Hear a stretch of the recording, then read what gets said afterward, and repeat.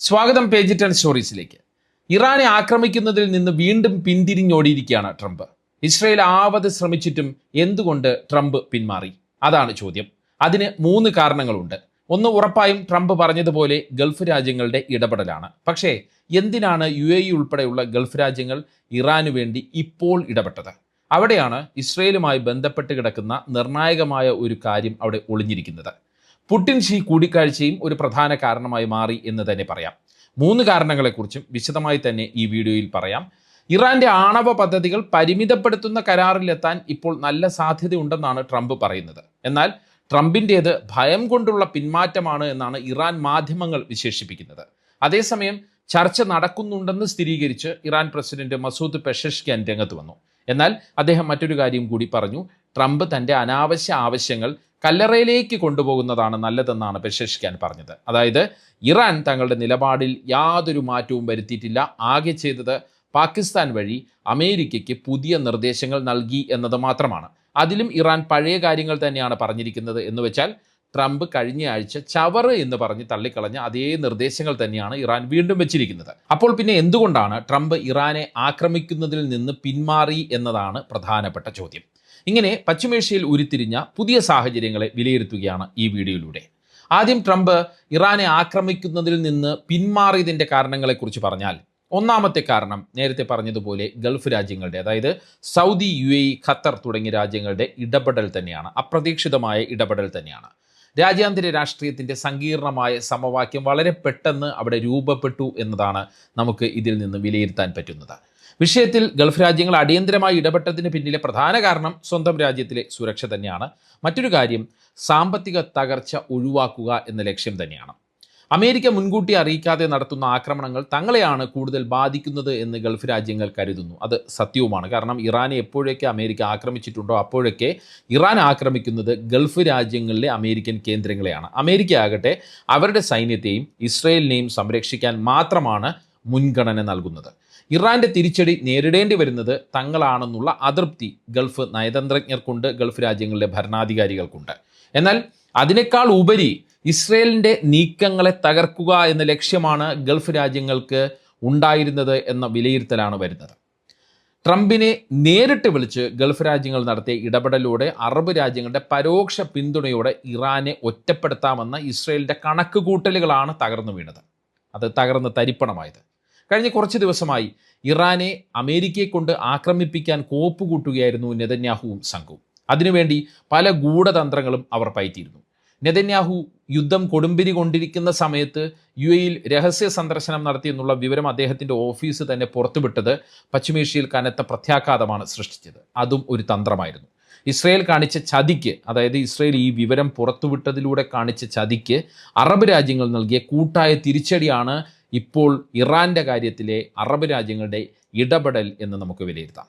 ഇറാൻ്റെ ആക്രമണ ഭീഷണി നേരിടുന്ന ഗൾഫ് രാജ്യങ്ങളിൽ UAE മാത്രം ഇസ്രയേലുമായി രഹസ്യ സൈനിക നയതന്ത്ര അച്ചുതണ്ട് ഉണ്ടാക്കുന്നു എന്ന് പുറം ലോകത്തെ അറിയിക്കുകയും അതുവഴി ഇറാനെ പ്രകോപിപ്പിക്കുകയുമായിരുന്നു ഇസ്രയേലിൻ്റെ തന്ത്രം, അല്ലെങ്കിൽ ഇസ്രയേലിൻ്റെ ലക്ഷ്യം. എങ്ങനെ?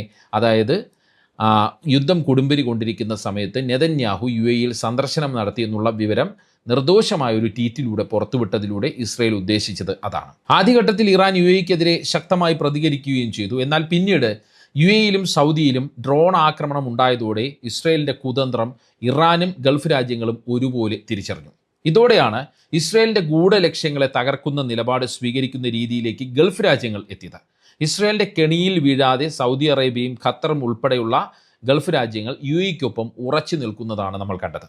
മാത്രമല്ല ഇറാനുമായി ചില അനൗദ്യോഗിക ചർച്ചകൾ നടത്തുകയും ചെയ്തു. ചുരുക്കത്തിൽ സ്വന്തം സഖ്യകക്ഷികളെ പോലും ചതിച്ചുകൊണ്ട് രഹസ്യങ്ങൾ പരസ്യമാക്കുന്ന വിശ്വസിക്കാൻ കൊള്ളാത്ത രാജ്യമാണ് ഇസ്രയേൽ എന്ന് ഗൾഫ് രാജ്യങ്ങൾ വീണ്ടും തിരിച്ചറിഞ്ഞു. തുടർന്നാണ് ട്രംപിനെ നേരിട്ട് വിളിച്ച് മധ്യസ്ഥ ചർച്ചകൾക്ക് 3-4 ദിവസം കൂടി വേണമെന്ന് GCC രാജ്യങ്ങൾ ഒരുമിച്ച് അഭ്യർത്ഥിച്ചത്. ഇപ്പോൾ ഖത്തർ ഏറ്റവും ഒടുവിൽ പറഞ്ഞിട്ടുള്ളത് കൂടുതൽ സമയം ഈ മധ്യസ്ഥ ചർച്ചകൾക്ക് വേണ്ടിവരും എന്നുള്ള കാര്യമാണ്.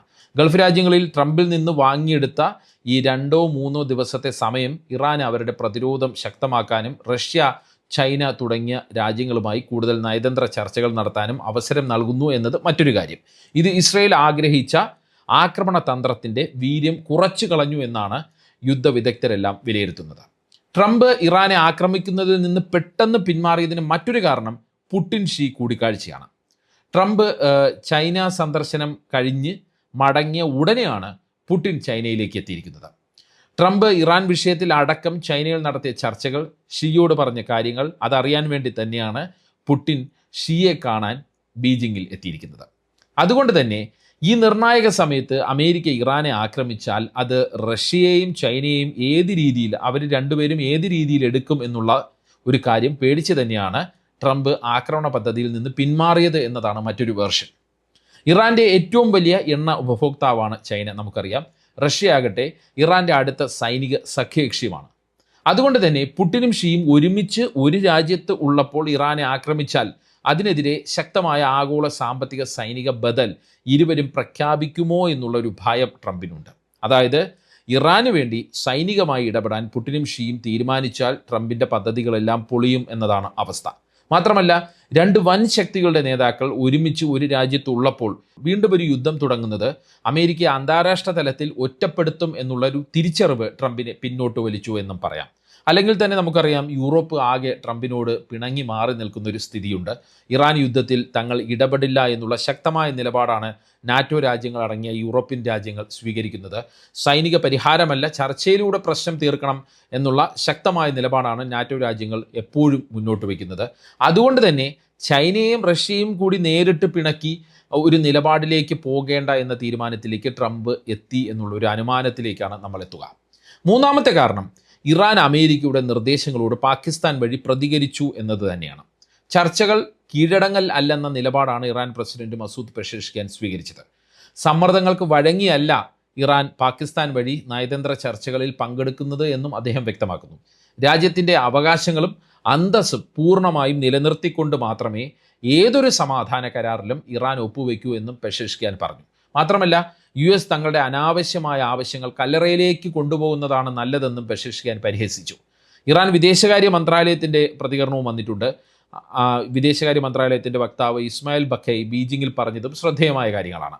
അമേരിക്ക നൽകിയ ഭേദഗതി നിർദ്ദേശങ്ങൾക്ക് മറുപടിയായി ഇറാൻ തങ്ങളുടെ കൃത്യമായ നിലപാടുകൾ പാകിസ്ഥാൻ വഴി വാഷിംഗ്ടണിലേക്ക് കൈമാറിയിട്ടുണ്ട് എന്നാണ് അദ്ദേഹം സ്ഥിരീകരിച്ചത്. തങ്ങളുടെ മരവിപ്പിച്ച് നിർത്തിയിരിക്കുന്ന വിദേശ ഫണ്ടുകളുടെ വെറും 25% മാത്രം വിട്ടു നൽകാമെന്ന അമേരിക്കയുടെ നിലപാട്, അതായത് അമേരിക്ക മുന്നോട്ട് വെച്ച നിർദ്ദേശങ്ങളിലുള്ള നിലപാട് ഒരിക്കലും അംഗീകരിക്കാനാകില്ല എന്നും എല്ലാ സാമ്പത്തിക ഉപരോധങ്ങളും പൂർണ്ണമായി നീക്കണമെന്ന ആവശ്യത്തിൽ മാറ്റമില്ല എന്നും ബാഗൈ ആവർത്തിക്കുന്നു. അതായത് ഇതിൽ നിന്നെല്ലാം നമുക്ക് മനസ്സിലാക്കാൻ പറ്റുന്നത് ഇറാൻ നിലപാടുകളിൽ നിന്ന് ഒരു തരത്തിലും പിന്നോട്ട് പോയിട്ടില്ല എന്ന് തന്നെയാണ്. അതിനിടെ ഹോർമൂസിലെ തങ്ങളുടെ അജണ്ടകളുമായി ഇറാൻ മുന്നോട്ട് പോകുന്ന കാഴ്ചയും മറുഭാഗത്ത് നമ്മൾ ശ്രദ്ധിക്കണം. ഹോർമൂസിൽ പേർഷ്യൻ ഗൾഫ് സ്ട്രെയിറ്റ് അതോറിറ്റി നിലവിൽ വന്നു എന്ന് ഇറാൻ അറിയിച്ചിട്ടുണ്ട്. നേരത്തെ തന്നെ ഇറാൻ്റെ മനസ്സിൽ ഉണ്ടായിരുന്ന ഒരു പദ്ധതിയാണ് ഈ അതോറിറ്റി. കപ്പൽ ഗതാഗതത്തിൻ്റെ നിയന്ത്രണത്തിന് വേണ്ടിയാണ് ഇറാൻ ഈ അതോറിറ്റി രൂപീകരിച്ചിരിക്കുന്നത്. ഇനി മുതൽ ഹോർമൂസ് വഴി പോകുന്ന എല്ലാ കപ്പലുകളും ഈ അതോറിറ്റിയുടെ അനുമതി വാങ്ങണമെന്നുള്ളതാണ് ഇറാൻ്റെ പുതിയ ഉത്തരവ്. അതായത് ട്രംപ് പല വിട്ടുവീഴ്ചകളും നടത്തുമ്പോഴും ഇറാൻ വ്യക്തമാക്കുന്നത് തങ്ങൾ ഭയന്ന് പിന്മാറാൻ തയ്യാറല്ല എന്ന് തന്നെയാണ്. റഷ്യയും ചൈനയും നൽകുന്ന വലിയ നയതന്ത്രമായ പിന്തുണ അത് ഇറാന് വലിയ ആത്മവിശ്വാസവും ഒരുപോലെ കരുത്തും നൽകുന്നുണ്ട്. എന്തിനും സുസജ്ജമാണ് എന്നാണ് ഇറാൻ വിപ്ലവ സേനയും പ്രതികരിക്കുന്നത്. മറുഭാഗത്ത് ട്രംപ് ചില നീക്കങ്ങൾ നടത്തിയിട്ടുണ്ട്. പ്രതിരോധ സെക്രട്ടറി പീറ്റ് ഹെക്സത്തിനെയും joint chief of staff general Dan Caine എന്നിവർക്ക് ട്രംപ് കർശനമായ നിർദ്ദേശം നൽകിയെന്നാണ് അന്താരാഷ്ട്ര മാധ്യമങ്ങൾ റിപ്പോർട്ട് ചെയ്യുന്നത്. ഇറാനുമായുള്ള ചർച്ചകൾ പരാജയപ്പെടുകയോ തങ്ങൾക്ക് സ്വീകാര്യമായ കരാറിലേക്ക് എത്താതിരിക്കുകയോ ചെയ്താൽ ഏത് നിമിഷവും ഇറാനെതിരെ സമ്പൂർണവും വലിയ തോതിലുള്ളതുമായ സൈനിക ആക്രമണം നടത്താൻ സൈന്യം പൂർണ്ണമായി സജ്ജമായിരിക്കണമെന്നാണ് ട്രംപ് ഉത്തരവ് നൽകിയിരിക്കുന്നത് എന്നാണ് അന്താരാഷ്ട്ര മാധ്യമങ്ങൾ റിപ്പോർട്ട് ചെയ്യുന്നത്. അതുകൊണ്ട് തന്നെ ഇനിയുള്ള 3-4 ദിവസങ്ങൾ പശ്ചിമേഷ്യയെ സംബന്ധിച്ച് അതിനിർണായകമാണ് എന്ന് പറയാം. ഖത്തർ കൂടുതൽ സമയം ആവശ്യപ്പെട്ടിട്ടുണ്ട് എന്നുള്ളത് പുതിയ വാർത്തയാണ്. പക്ഷേ ആ കൂടുതൽ സമയം അമേരിക്ക അനുവദിച്ചു നൽകുമോ എന്നുള്ളത് നമ്മൾ കണ്ടറിയണം. പാകിസ്ഥാന് പുറമെ ഗൾഫ് രാജ്യങ്ങൾ കൂടി ഇടപെട്ട് നടത്തുന്ന മധ്യസ്ഥ നീക്കങ്ങളാണ് ലോകമാകെ ഉറ്റുനോക്കുന്നത്. ട്രംപ് ചില വിട്ടുവീഴ്ചകൾക്ക് വഴങ്ങുമെന്നുള്ള ശുഭസൂചനകളും വരുന്നുണ്ട്. ചർച്ചയ്ക്ക് വഴിയൊരുക്കാൻ നാവിക ഉപരോധം ട്രംപ് പിൻവലിക്കാനുള്ള സാധ്യതകളും ചില അന്താരാഷ്ട്ര മാധ്യമങ്ങൾ റിപ്പോർട്ട് ചെയ്യുന്നുണ്ട്. അതേസമയം തങ്ങളുടെ നിർണായകമായ നിർദ്ദേശങ്ങൾ അംഗീകരിച്ചാൽ രാജ്യത്തിൻ്റെ പരമാധികാരം പണയം വയ്ക്കാത്ത വിട്ടുവീഴ്ചയ്ക്ക് വഴിപ്പെടാമെന്ന സൂചനയാണ് ഇറാനും നൽകുന്നത്. ചർച്ചകളുടെ ഫലം എന്താകുമെന്ന് അതൊക്കെ ഈ രണ്ട് രാജ്യങ്ങളുടെയും നിലപാടുകൾ കൊണ്ട് തന്നെ നമ്മൾ കാത്തിരുന്ന് കാണേണ്ട ഒരു അവസ്ഥയാണ്. നല്ലത് സംഭവിക്കട്ടെ എന്ന് നമുക്ക് പ്രത്യാശിക്കാം. ഈ വീഡിയോയെക്കുറിച്ചുള്ള അഭിപ്രായം കമൻറ്റ് ചെയ്യുക. മറ്റൊരു വീഡിയോയുമായി വീണ്ടും കാണാം. നന്ദി, നമസ്കാരം.